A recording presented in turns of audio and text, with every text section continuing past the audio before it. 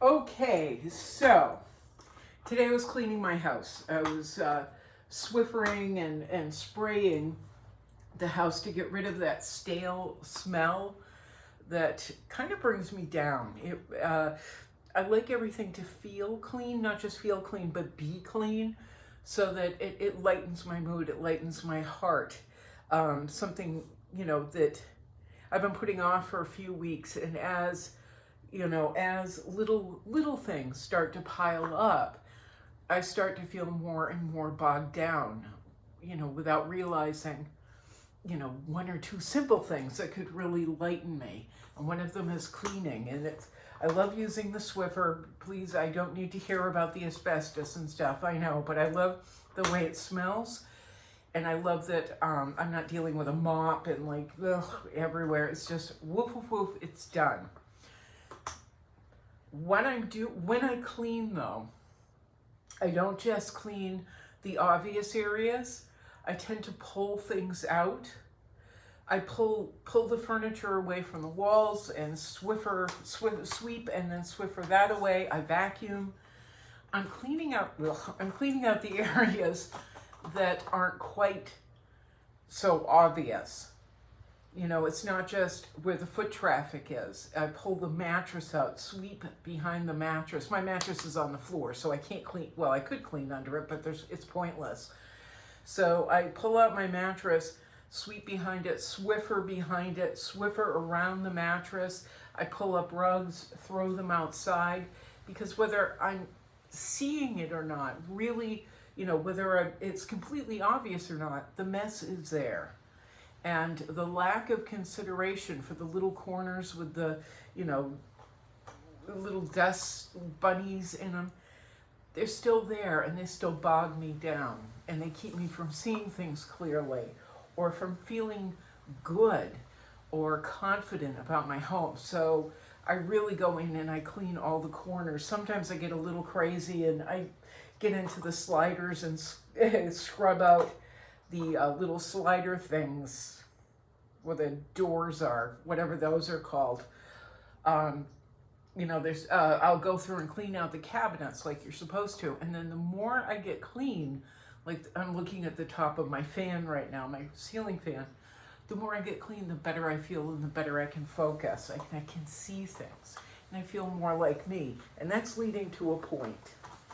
I'm about to start, actually this is one of my spray bottles. Look what I made. It's actually Gorilla Glued on. This has nothing to do with anything other than I had a little squirt bottle top, and I wanted to take some, I don't remember what it's called. I like the smell of it. It goes in your laundry. I mixed up some pellets with water, and now I can spray my chairs and my rug, and I'm reusing things, and I'm not, just not buying more bottles of junk that I'll eventually throw away. Anyway, pat myself on the back. Oh my God, before I forget, I'm Beck Lane. This is Studio 120. Sorry, I completely forgot. Let's say hi to my grandson by letting him know, my grandson Max, you are my sunshine, my only sunshine. You make me happy when skies are gray. I didn't pre-think this. You are my shooting star. You make us all proud. Now go paint the rest of the day away. Love you, Max. Mwah. I love you so much, and I am proud of you. So is your mommy and daddy. They're very proud of you. Love you, Max. Love you, Maxwell. Anyway, I'm about to start a new painting. That's what this canvas is. I made the mistake of focusing on 4 portraits in 2 paintings that I was working on. And I focused, and for like it was like weeks that I was just working on these 4 portraits and 2 paintings. And I got bogged down in trying to figure them out instead of refreshing, instead of, just like keep switching between 2 things or different things to keep myself fresh and alive and keep the work flowing. I was focusing. And I just let a lot of things go to the side. Not let a lot of things, but anyway, something. And then I did that. I focused on, when I was doing the paintings, actually one of them is here upside down, which is leading to a point. I focused on their faces, and that's a mistake I make all the time. I focused on their faces and their figures instead of doing the entire painting and pulling it together. I was focused on their figures and their faces. And so I made, at one point, their heads were huge. They had like bobblehead heads. They had these gigantic weeble bodies, those big fat weeble people that were around in the 70s. They were like meow, meow, short and stout and wobbled around. That's what I had done to these people, because I was like, no, I'm going to get this right first, which is dumb. That's not the way you should work. And this is a point. And I focused on their heads, made them gigantic bobbleheads, made their bodies weeble bodies, and then kind of pushed everything else off to the sidelines, including the backgrounds. And this is part of the backgrounds in this, 6 foot long painting, 6 foot by 5 foot paint. It's something. 6 foot by 4 foot, 2 canvas painting set. So I put this to the side, did a little bit, not quite enough.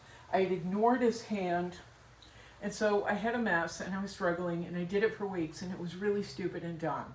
So listen to me, people, so you don't make the same mistake. Keep new work going. Keep producing. Okay, let me try that again.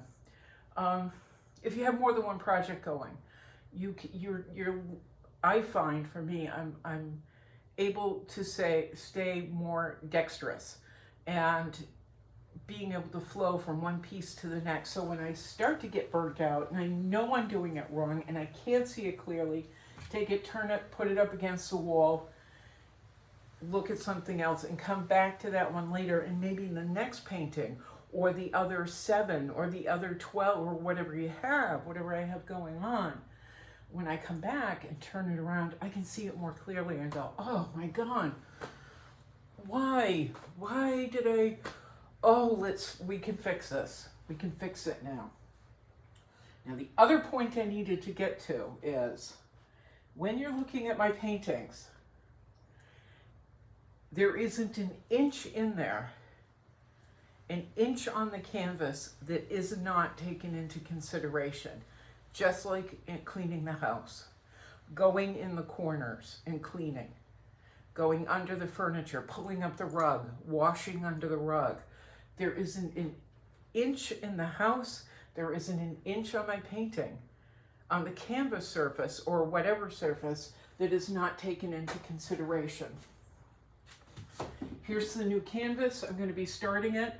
I'm not sure what I'm going to do yet. I haven't quite figured that out. I was hoping to do something large. This is the canvas I have. This is what we're working with right now. So I'm going to start something today. And on either side of this, you see my nudie doodie painting. You see this figure that we talked about in the last video. But look, we put this up and you can see exactly what I'm talking about. Every square inch of the surface, move over, every square inch of the surface not only has something stuck on it, not just, a collage, it's stuck there. Every square inch is balanced. It has a piece that lends to another piece, that lends to another piece, that lends to another piece, that lends to another piece. So there is flow and continuity, and there is balance. And this is what I want you to think about, because I've seen a lot of artists who are like, I'm painting a dog, and they stick it, and then the rest of the canvas is one big question mark of, well, maybe I'll fill it in with color. Why not take that background and make it more than just like, okay, it's going to be brown or it's going to be blue, because I don't know what else to do. In all my paintings, whether they are this colorful or that colorful, In every painting, every square inch has shades. There's sections where I'm playing with light. Maybe there's text. Maybe there's nothing of real significance, but layers and layers and layers of color. So you can go in with a customer or a collector of mine pointed it out once. She said, I can photograph any square inch of your canvas, any small square inch, blow it up, and it is entire painting unto itself. So this is what I want you to think about when you're creating work. Is every square inch that you're working, or every square inch that's available to you, of value? Like cleaning the corners of the house, cleaning under the rug, etc., cleaning behind the mattress or the bed. It makes you feel stronger. It makes you feel better. It helps you to focus a little bit more. Whereas, in my opinion, just like slapping a picture of the puppy up and then leaving the rest of the canvas like an, oh well, it doesn't feel right. It doesn't sit right. And that's going to be the difference between being a true artist, and listen to me, I'm a lofty now, a true artist, a professional artist, and just kind of a hobbyist. I get very snotty about that. If you've watched my videos, you know I'm a snob. But think about how every square inch lends to the other square inch. Square inch lends to this square inch, lends to this square inch, lends to that square inch. How does it all tie together? What do you have? The brush marks, the colors, the exposed canvas. What are the things you can do to make it a full experience for the viewer? Okay, that's it. And Max, you're still my sunshine. Love you. And that's really it. I think I did it. I've been very, very sick with RSD today, the past few days. You missed it. I was doing this earlier. That was fun. And then I did an errand that took all of 30 minutes, and it's taken me 2 hours to recover. 30 minutes on my scooter, right up the road, maybe 20. And it sent me into a little bit of a thing. So, but we are kind of recovered, so I'm going to try and get some work done. I think there's a storm coming, so I'm going to take advantage of the energy that I have right now, if not the mental energy, or if not the physical energy, the mental energy, because I did go in and clean my house. So that's going to help me to focus on my work. I don't know if there's anything in there for really for you to think about, but there we are. All right. Okay, Carrie, here we go. Oh, if you, I'm Beck Lane, this is Studio 120. If you'd like to help Studio 120, if you're interested in purchasing some of my work, all the information, all the links are down below, including the galleries that I work with, the reps that I work with, and then sites like TeePublic, where you can buy my stuff printed on t-shirts, hoodies, all kinds of things. They have tote bags. That's my favorite to say, tote bags. Mugs, all kinds of stuff. And then there's Patreon, where you can provide monthly support for as little as $5 a month. And that's super helpful. I've also got Cash App and PayPal. But anyway, all of that's listed down below. And I'm going to go get to work now while the energy is still there. All right, ciao. Ready? Ready, Carrie? First we say ciao. Then we say meow, meow, meow, boing.